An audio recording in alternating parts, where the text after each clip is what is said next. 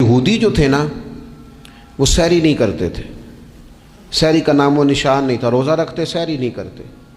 تو نبی پاک صلی اللہ تعالیٰ علیہ وسلم نے فرمایا ہمارے اور یہودیوں کے درمیان فرق ہی سحری کا ہے۔ اور نبی پاک صلی اللہ تعالیٰ علیہ وآلہ وسلم نے فرمایا سحری کھایا کرو، سحری کھانے میں برکت ہے۔